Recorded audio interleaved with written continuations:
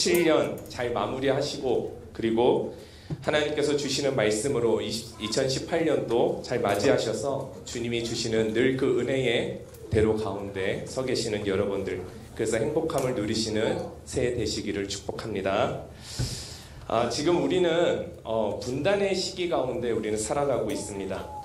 남과 북은 이미 갈라진 지 오래고요. 남북한의 정치적 문제도 시간이 지날수록 계속 악화되고 있는 것들을 우리는 계속 보게 됩니다. 대한민국 안에서도 진보냐 보수냐 이 문제로 나뉘어졌습니다. 서로는 빨갱이다, 꼴통이다 이러면서 서로 헐뜯느냐고 서로 머리를 맞대고 해결해 나가야 될 진짜 본질적 문제에 대해서 너무 많은 것들을 놓치고 살아가고 있습니다. 지금 우리가 속한 이 개신교 안에도 수많은 교단들이 있는데 교단들도 다 나뉘어졌습니다. 통계에 따르면은요, 약 3만여 개의 교단이 이 세계에 있대요. 이 전 세계에 한 3만여 개의 교단이 있는데, 그리고 매년 우리가 알지 못하는 수많은 교단들이 약 한 300개 정도가 새롭게 만들어지고 있다고 합니다. 우리나라만 해도 대표적으로 장로교, 침례교, 감리교, 순복음, 성결교 여러 가지 교단들이 있는데, 그중 장로교는 예장과 기장으로 크게 나뉘어지죠. 예장은 예수장로교, 기장은 기독교 장로회인데, 예장 안에서도 합동과 통합이 나누어지고요. 그리고 그 외에도 수없는 교단들이 계속 나누어지고 있어요. 감리교단도 마찬가지고 순복음도 마찬가지고 계속적으로 나누어지면서 새로운 교단들이 생기고 있습니다. 가족도 나누어져요. 요즘 기러기 아빠가 얼마나 많은지 모릅니다. 제 주변에도 보면은 기러기 아빠가 꼭 계세요. 2013년 통계에 따르면요, 대한민국에는 115만 가구가 기러기 아빠를 배출했다고 합니다. 지금은 더 많아졌겠죠. 2017년, 18년을 향해서 가고 있으니까.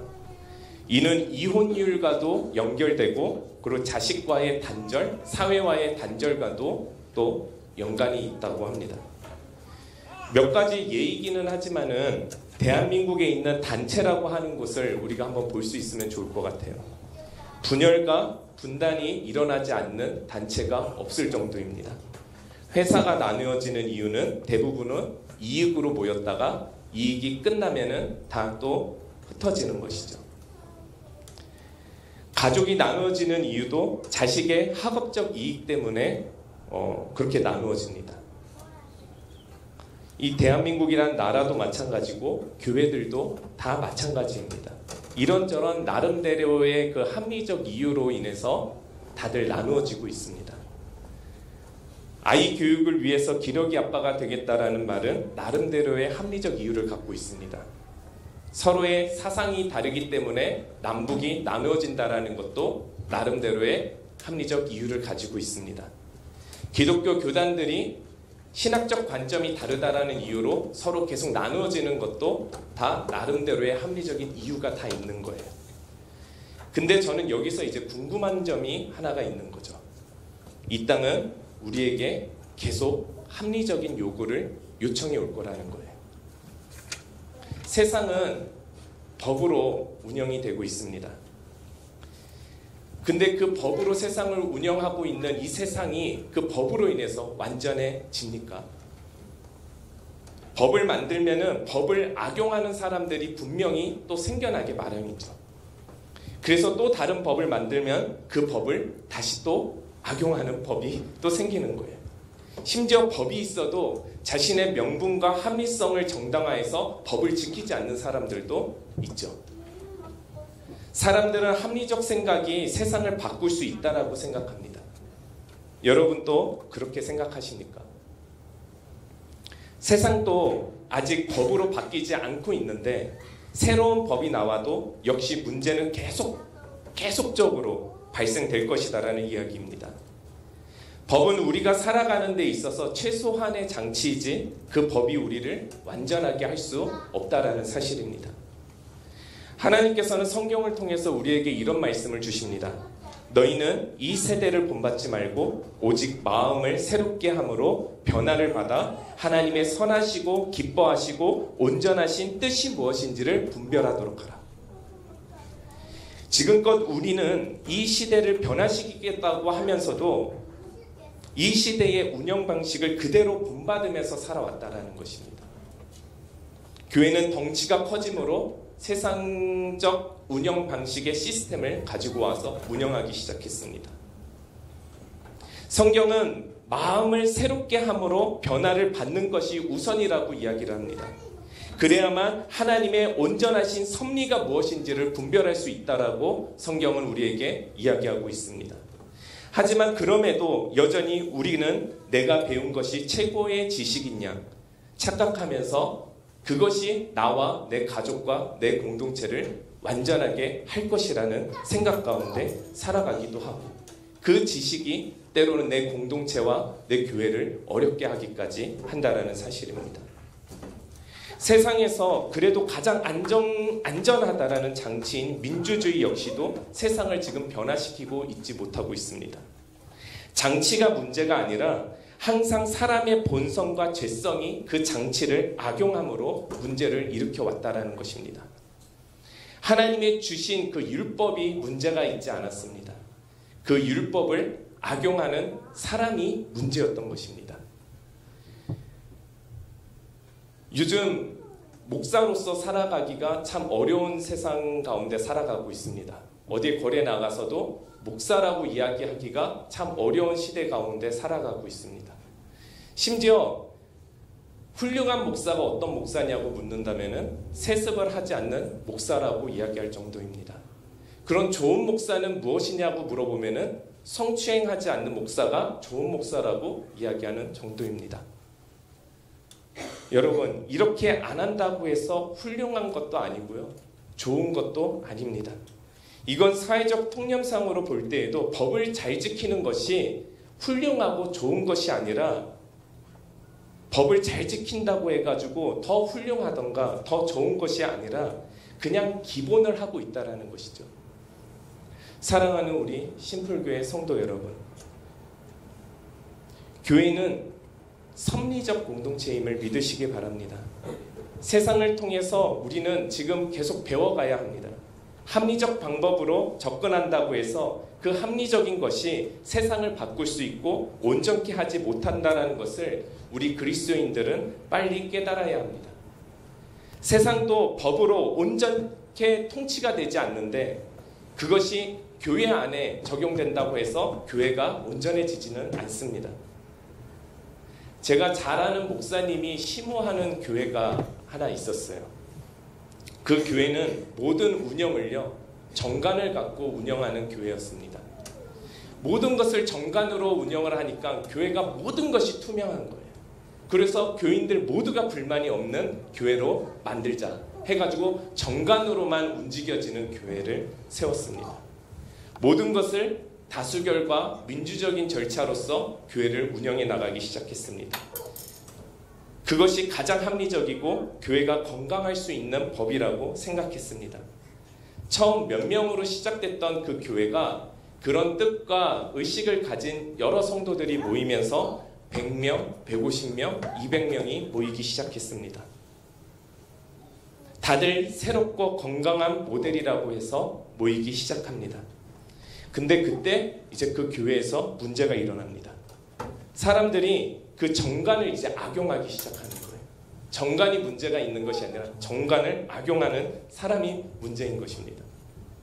그래서 교회 내 어떤 실수도 용납하지 않는 거예요. 무조건 뭐만 잘못하면 정관으로 인해서 다 치리를 주기 시작하는 거예요. 정죄하기 시작하는 거예요. 용서보다는 정관이 우선이었어요. 사랑보다도 정관이 우선이었어요. 항상 우위에 있어요. 기도보다도 정관이 우선이었어요.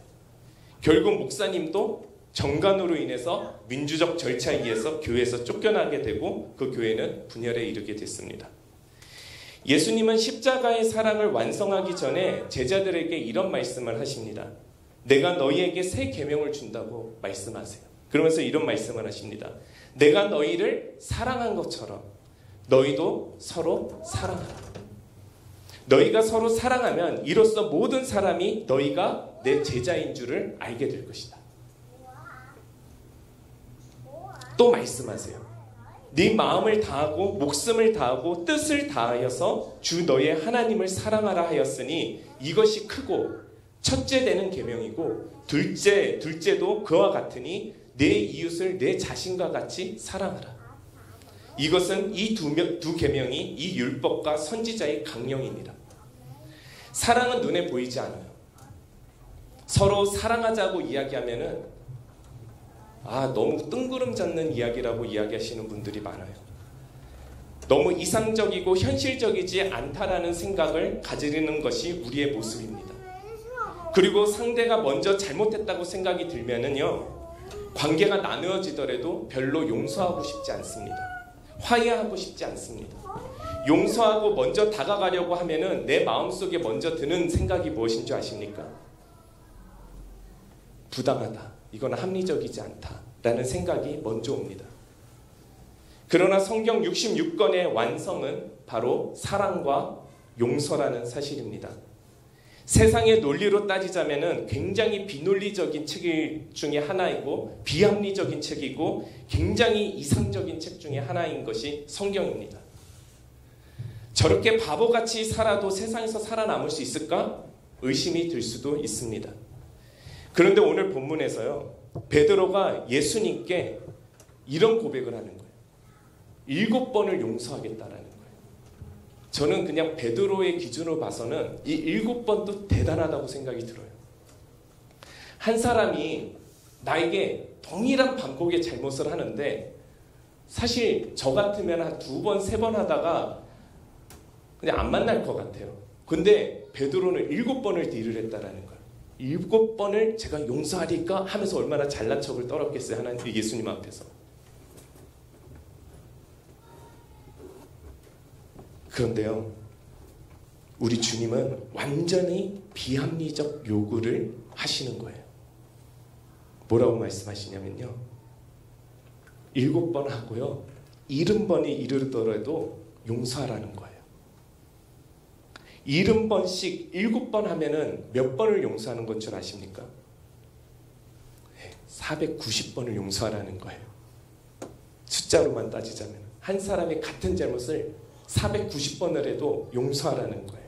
이거는요, 490번, 491 넘어가면 용서하지 말라는 얘기가 아니라 사람으로서 490번을 용서하는 게 사실은 쉽지가 않은 거예요. 그러니까 내가 너희를 완전하게 사랑하고 용서한 것처럼 너희도 용서하고 사랑하면서 살으라는 거예요. 이런 비합리적인 요구를 예수님이 베드로에게 하시는 겁니다. 예수님이 생각 없이 무턱대고 그런 말을 하셨을까요? 아닙니다. 예수님은 온 우주와 세상을 만드신 분이십니다. 누구보다도 이 세상에 대해서 잘 알고 계시고 사람들의 속성과 그 중심을 누구보다도 잘 아시는 분이 우리 예수님이십니다. 그런 분께서 한 사람이 490번의 죄를 지어도 다 용서하라고 말씀하고 계시는 거예요. 제가 한창 때 속히 세상에서 나름 잘 나간다고 할 때 이 말씀이 제일 이해가 안 되는 말씀 중에 하나였던 것 같아요. 너무도 황당하고 이런 비현실적인 고백이 없다라고 생각했습니다. 그런데 시간이 지나면 지날수록 하나님의 마음을 알게 될 때에 비로소 제가 깨달은 것이 하나가 있습니다. 우리가 우리 자신을 교회라고 하면서 교회로서 살아가는 것이 무엇이며 우리가 속한 공동체가 무엇을 추구하면서 살아가야 하는지에 대한 깨달음을 얻게 되었습니다. 그것은 바로 교회는 합리적 논리를 통해서 살아가는 것이 아니라 사람은 우리 그리스도인은 합리적 논리를 통해서 살아가는 것이 아니라 비합리적 하나님의 섭리를 통해서 살아간다라는 사실을 깨닫게 되었습니다. 비합리적 섭리의 행동의 첫 번째는요, 말씀을 읽고 그대로 말씀을 믿는 것입니다. 그리고 두 번째로는 기도하고 그 기도대로 하나님께서 이루실 것이라는 믿음을 갖는 것입니다. 우리는 기도를 통해서 구하고 말씀을 통해서 하나님의 뜻을 찾아가야 되는 존재라는 사실입니다. 합리적인 것은 눈에 보이는 실제라면은요, 비합리적 섭리, 하나님의 비합리적 섭리라는 것은 눈에 보이지는 않지만은 실존하는 실제라는 거예요. 이것의 증거가 바로 히브리서 11장 1절의 말씀입니다. 믿음은 바라는 것의 실상이요 보이지 않는 것에 대한 증거니라. 세상이 교회에 합리적인 요구를 할 때에 우리도 합리적인 것에 대해서 대비하고 그것대로 이야기하는 것도 중요하지만은, 그럴수록 하나님의 섭리가 우리 가운데 무엇이 있고 그 합리적 가운데 하나님의 섭리가 어디에 있는지에 대해서 우리가 기도하고 말씀 가운데 찾는 일이 훨씬 더 중요하다는 거예요.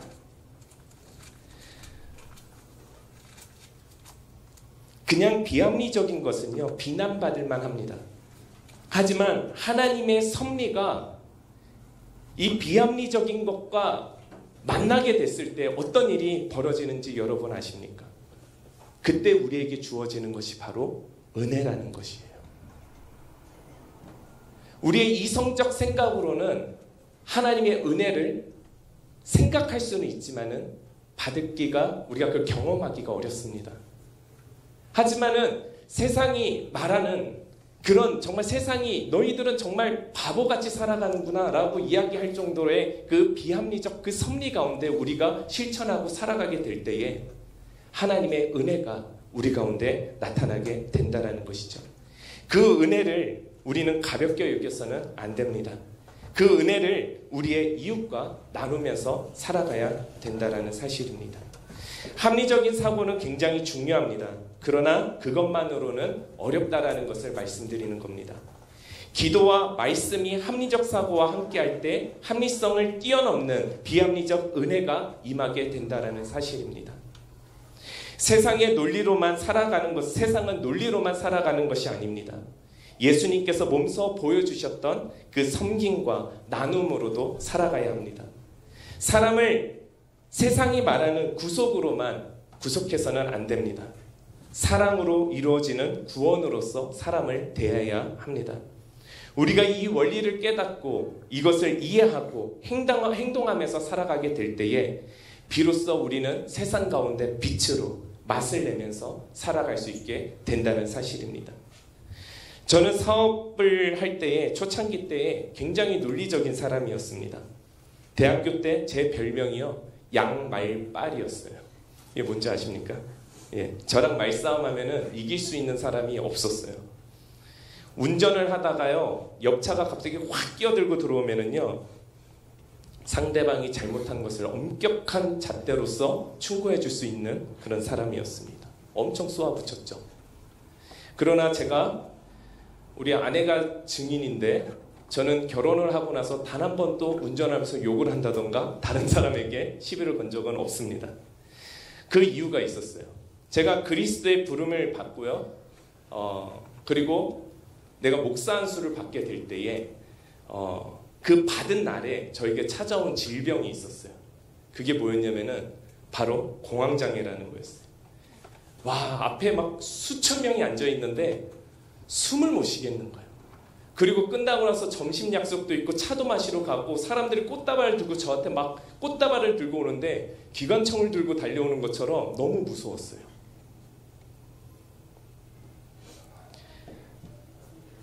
그때 제가 나름대로 결단한 것이 있었습니다. 더 이상 너무 논리적으로 살지 말아야겠다. 그리고 너무 합리적인 생각만 가지고 살지는 말아야겠다. 내가 너무 우리 공동체를 논리적으로, 합리적으로 끌고 오려고 했구나. 그것이 저한테 엄청난 스트레스가 되었고, 그 엄격한 잣대로 인해서 사람을 변화시킬 수 없다는 것을 깨닫게 되었던 것 같습니다. 그래서 우림교회에서 온 사람들은 잘 알 겁니다. 양 목사의 목회 스타일은 공황장애 전과 공황장애 이후의 그 삶이 완전히 다르다라는 것, 태도 자체가 다르다라는 것을 잘 알고 있습니다. 아프기 이전에는 엄청 혼내면서 빡세게 막 훈련하면서 달려왔는데 너무 너그러워진 거예요. 그 이후로는. 하여튼 저는 앞으로도 쭉 하나님이 주시는 비합리적 섭리를 추구하면서 살아가려고 합니다. 저한테 어떤 합리적 논리로 저에게 찾아온다고 할지라도 그 안에 하나님의 섭리가 없으면 저는 아마 꿈쩍도 안 할 겁니다. 저에게 어떤 요구를 하실 때는 논리 말고 기도하시고 응답을 갖고 오시면 훨씬 더 대화하기가 편할 것 같습니다. 저는 우리 심플교회 성도분들 한 분 한 분이 이 세대를, 저와 함께 이 세대를 본받지 말고 세상은 비합리적이라고 이야기하는 그 하나님 나라의 섭리를 함께 추구하면서 살아갈 수 있었으면 좋을 것 같습니다. 복음은 지식적 논쟁으로서 말씀이 증거되지 않습니다.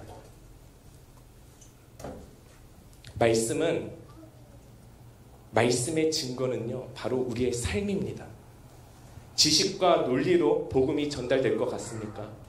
아닙니다. 복음은 사랑으로 증거할 때에 복음은 나타나게 되는 것이죠. 세상은 합리성과 논리로 다가올 때에 우리 그리스도인들은 사랑과 성김이라는 이 비합리적인 이 방식으로 그들의 발을 오히려 닦을 수 있는 그 성김이 있어야 될 줄 믿습니다. 세상은 우리에게 하나님의 살아계심을 증거하라고 합리적이고 논리적인 지식을 말해주기를 우리에게 원할 것입니다. 물론 어느 정도는 설명이 가능할 겁니다. 하지만 그런다고 하나님을 믿을 수 있는 것은 아니더라고요. 하나님 나라는 비현실적이라고 세상 사람들은 이야기합니다. 눈에 보이지 않기 때문에 더욱더 그렇습니다. 우리는 하나님 나라의 안에서 하나님의 역사와 통치를 받는다고 하지만은 세상 사람들은 우리를 미쳤다고 이야기합니다. 당연합니다. 그렇게 말하는 것이 당연합니다. 하지만 그들에게 하나님 나라를 보여줄 수 있습니다. 그것은 우리의 행동의 열매를 통해서 하나님 나라를 보여줄 수 있습니다. 바로 오늘 본문의 말씀처럼 70번씩 7번을 용서할 수 있는 이 비합리적인 용서와 섬김을 통해서 보여줄 수 있습니다. 세상 사람들은 비현실적이라고 말하는 이것이 바로 우리가 섬기고 사랑하는 예수 그리스도의 삶이었다라는 사실입니다. 예수 그리스도의 이 비현실적인 삶이 우리에게 은혜가 되어서 우리가 살아가는 이유가 되었다라는 사실입니다. 우리가 이런 삶을 살기 위해서는 더욱더 하나님을 알아가고 하나님의 섭리를 알아가기 위해서라도 기도하는 시간들을 계속 만들어야 합니다. 지속적으로 공부하는 시간들을 우리는 만들어 가야 합니다. 자신의 시간을 들이면서 훈련하는 시간들을 만들어 가야 합니다. 그래야 다시 우리는 잘 모이고 잘 흩어질 수 있고 그리고 흩어진다 할지라도 여러분이 가진 하나님의 참 진리를 이 땅 가운데 잘 전하며 감당하게 살아가게 된다는 사실입니다. 예수님께서 이 땅에 오신 이유는 이 세대의 악행을 해결해 주시기 위해서 오셨습니다. 예수님 시대에도 하나님의 율법을 갖고 얼마나 많은 사람들을 핍박하고 죽였는지 모릅니다. 예수님도 신성모독이라는 죄로 붙잡혀 가지 않았습니까? 결국 죽임을 당하시고 십자가에 달리셨습니다. 율법은 절대 완전할 수 없습니다. 하지만 이 세상을 향한 그리스도의 사랑과 용서가 하나님께서 주신 그 율법을 완성시켰다라는 사실입니다. 지금도 우리가 살아가는 세상은 여전히 삭막한 시대 가운데 살아가고 있습니다. 이 시대는 조금만 피해를 받아도 법대로 하라는 말이 난무하는 시대 가운데 우린 살아가고 있습니다. 네, 법으로 해야 되는 것은 법으로 해야 되겠죠. 그렇지만 모든 것을 법으로 할 수는 없다라는 것입니다. 그 법 위에 그리스도의 사랑과 용서도 함께 가야 된다라는 사실입니다. 예수님은 이 땅의 죄를 해결하셨는데 바로 영원한 용서를 통해서 해결하셨습니다. 누군가를 미워하는 것은 참으로 쉬운 일입니다. 어느새 내 마음속에 상대에 대한 의심이 들어오고 서운함과 섭섭함을 통해서 복수의 칼을 갈기도 합니다. 하지만 이런 마음이 들어온 후에 누군가를 용서하고 용납한다라는 것은 굉장히 어려운 문제입니다. 그러나 그 문제를 용서하기 위해서는 상대를 진심으로 사랑하면 됩니다. 우리는 사랑할 수 없으나 예수 그리스도의 그 십자가의 사랑으로 사랑하면 됩니다. 예수님이 단순히 십자가에 죽으시고 그 피를 우리를 덮으셔서 우리의 죄가 씻겨나고 용서를 받았다고만 생각하면 안 됩니다. 그 이전에 십자가에 달리시게 된 이유에 대해서 우리는 생각해 봐야 합니다. 요한복음 3장 16절의 말씀입니다. 하나님이 세상을 이처럼 사랑하사 독생자를 주셨다라고 말씀하고 계십니다. 이는 그를 믿는 자마다 멸망하지 않고 영생을 얻게 하려 함이니라. 그리스도께서 이 땅에 오신 이유는 우리를 사랑하사 오셨다라는 거예요. 그래서 우리를 용서하시고 구원에 이르게까지 하기 위해서 오셨다라는 거예요. 십자가는 그런 용서의 사건이자 바로 사랑이었다라는 사실입니다. 더 나아가 죄로 인해서 하나님과 나 사이에 막혔던 그런 담들이 그 십자가의 사랑으로 인해서 허물어졌다라는 사실입니다. 그 담이 허물어짐으로 하나님과의 관계가 지금 우리는 회복되었습니다.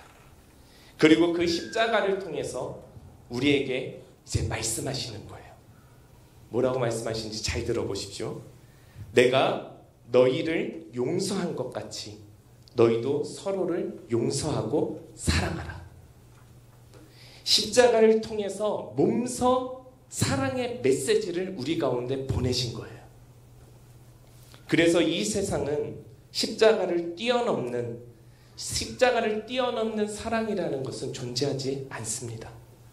하나님께서 인간으로 이 땅에 오신 사건도 엄청난 사건인데 그 하나님께서 인간과 눈높이를 같이 하시며 가장 가난한 모습으로 오신 것도 대단한 것인데 심지어 가부와 고아와 죄인들의 친구로 살아가시고 그 친구들의 죄를 위해서 몸서 사랑이 무엇인지를 십자가를 통해서 보여주셨다라는 것입니다. 진정한 사랑은 십자가에서 나온다라는 거예요. 친구 사이에 싸우고 다퉈도 용납하고 용서하기가 참으로 쉽지 않습니다. 남편과 아내가 한번 마음이 나뉘어지면 다시 회복되는 것은 쉬운 문제가 아닙니다. 회사 동료에게 신뢰를 잃게 되고 그 동료에게 피해를 받게 되면 역시 회복되기가 쉽지 않습니다. 남과 북이 지금 나뉘어져 있습니다. 요즘 시대가 돌아가는 것을 보면은 남북의 관계가 회복될 조짐이 보이지 않습니다. 대통령 탄핵이 1년이 되었습니다. 여전히 여와 야는 날쌘 공방으로 서로의 세력을 확보하기 위해 혈안되어 있습니다. 얼마 전에 큰 불이 제천에 있었습니다. 정권 초기이기는 하지만 세월호 사건 이후에도 여전히 안전 불감증에서 우리는 나오지 못하고 있습니다. 탄핵으로 국민의 주권을 찾았다라고 우리는 이야기하지만 여전히 이 나라는 불안정해 보입니다. 사랑하는 우리 신풀교회 성도 여러분, 우리 교회가, 우리 그리스도인이 이 세상을 살아가면서 진짜 추구하면서 살아가야 되는 것이 무엇입니까? 저는 적어도 오늘 이 말씀을 듣고 이제 2018년도를 맞이하는 여러분의 삶 가운데에는 세상은 비합리적이다라고 이야기한다 할지라도 그 하나님의 비합리적 섭리를 추구하고 바라며 살아가기를 축복합니다. 그래야 세상은 여러분을 통해서 비합리적이다라고 이야기하는 그 하나님 나라의 실제를 바로 여러분의 삶을 통해서 보게 될 줄 믿습니다. 그래야 우리는 그리스도의 은혜 가운데 살아갈 수 있는 거예요. 그래서 우리는 지금 오늘 이 순간서부터 십자가 앞에 서야 합니다. 우리는 죄인입니다. 하나님, 우리는 죄인입니다. 라고 고백하는 데서부터 다시 시작해야 합니다. 하나님, 내가 바로 죄인입니다. 그럴 때 성령께서 우리의 마음 가운데 하나님을 의지하고 하나님의 말씀을 묵도하도록 도와주시고 기도하며 하나님의 세밀한 음성을 들을 수 있도록 우리의 귀와 눈을 열어주실 것입니다. 우리는 십자가를 통해서 죄사함을 받았습니다. 세상에 용서하지 못할 죄들이 너무 많습니다. 그러나 그 십자가는 그 모든 죄를 덮을 수 있습니다. 세상에서 유일하게 용서가 되는 죄가 무엇인 줄 아십니까? 바로 자식이 지은 죄입니다. 아이를 낳아 기르시는 분들은 다 공감하시겠습니다. 아이가 어떤 잘못을 한다 하더라도 자식이 자신의 죄를 뉘우치고 부모에게로 돌아올 때에 그 자식을 받아주지 않는 부모는 이 땅 가운데 없습니다. 하나님은 그 섭리로 우리를 자식 삼아 주셨다라는 거예요. 그리고 그 자식을 위해서 십자가를 대신 지시고 모든 죄를 용서해 주셨다라는 사실입니다. 우리는 오늘 본문 말씀처럼 70번씩 7번의 용서가 우리를 향한 하나님의 사랑과 용서였다라는 사실을 깨달을 수 있었으면 좋겠습니다. 그래서 우리도 그 사랑을 본받아, 그리고 그 사랑의 은혜에 본받아 그 사랑을 이 땅 가운데 실천하고 우리의 형제를, 우리의 친구를, 내 공동체를, 내 나라를, 민족을 조금 더 우리가 용납하고 용서하고 사랑하고 섬기면서 살아가야 될 줄 믿습니다. 사랑하는 우리 신풀교회 성도 여러분, 결국은 우리는 십자가입니다. 그 십자가를 바라보고 그 십자가로 세상 가운데 서고 그 십자가로 세상을 살아가는 여러분들 다 되시기를 주님의 이름으로 축복합니다. 이제 2018년이 새해가 밝았습니다. 올 한 해에는 우리 공동체 안에 이런 하나님의 비합리적 섭리가 가득하기를 주님의 이름으로 축복합니다. 함께 기도하시겠습니다.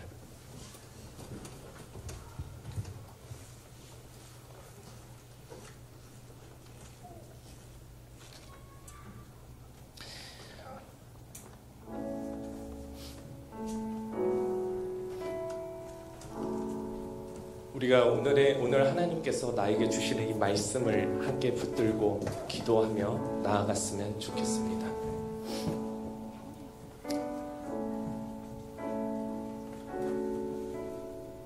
하나님, 바로 내가 죄인입니다. 하나님, 내가 바로 죄인입니다. 하나님을 의지하고 하나님의 말씀을 묵도하고 하나님께 기도하며 하나님의 세밀한 음성을 들을 수 있도록 저를 인도하여 주시옵소서. 오직 십자가를 통해서 우리가 사랑을 경험케 하여 주시옵소서. 그 십자가를 통해서 용서함을 경험하게 도와 주시옵소서.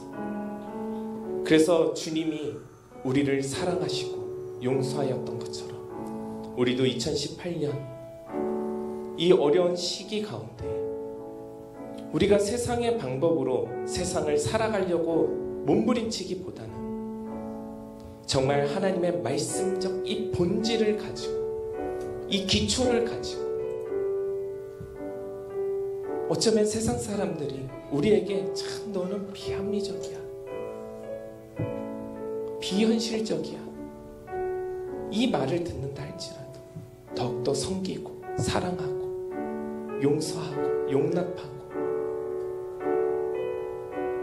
서로 하나가 될 수 있고 서로를 격려하고 위로하고 축복하고 세워주고 내일보다 상대의 일을 더 사랑할 수 있도록 더 세워줄 수 있도록 섬길 수 있도록 그런 진정성이 가득한 우리 2018년이 될 수 있도록 하나님 인도하여 주시옵소서. 우리 하나님 주시는 마음을 붙들고 함께 기도하며 나아가도록 하겠습니다. 기도하십시다. 사랑해 주님 하나님 감사합니다. 하나님 오직 십자가를 통해서 주님 바라볼 수 있도록 도와주시옵소서.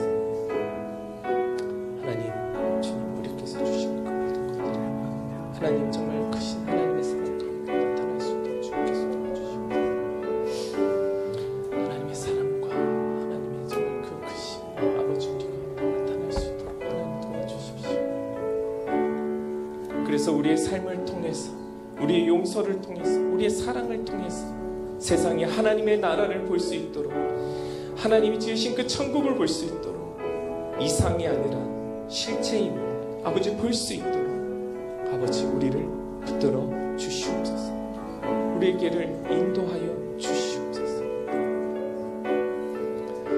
주여 아버지, 우리 한 번 더 기도했으면 좋겠습니다. 이제 우리가 성찬을 이제 하고 새해를 맞이하는 마음으로 이렇게 성찬을 하게 될 텐데,